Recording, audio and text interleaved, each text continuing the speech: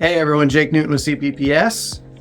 You've perhaps noticed that we've revamped our newsletter and we're changing up what kind of information we put there. One of those things being our Global Security Insight section. With that section, we want to talk about what's the future looking like with the safety and security of people? How do we provide for that? What are some of the current insights and trends that are occurring now? But holistically, where are we going with all of this? Not just we here at the center, but kind of the industry holistically. Where's all of this going and what does it look like down the road? So we're going to be producing videos and write-ups and different pieces of information that kind of address these different components. And starting with this video, we just want to share a little bit about, at a high level, some of those things that we're seeing and are going to be focusing on more into the future. So kind of two things in that regard. One is increasingly since the pandemic, there's this trend growing more and more to the safety and security of people, regardless of where they're working.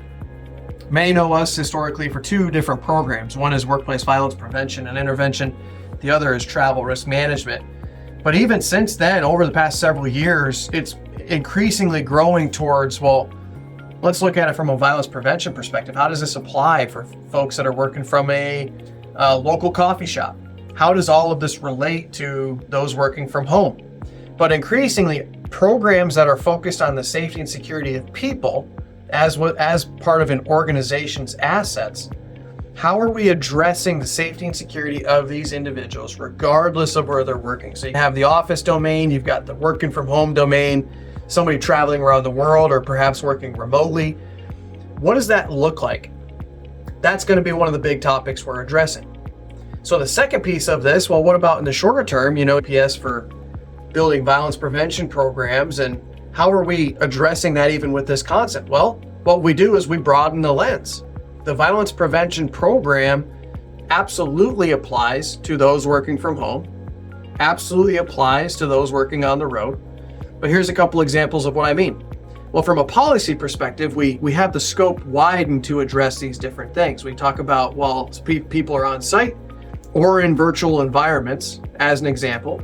But one of the things we know, for those of you that, emphasize OSHA in your program, perhaps, we've got the 4 types of violence. One of those types of violence being personal relationships, the intimate partner and domestic violence considerations, in other words.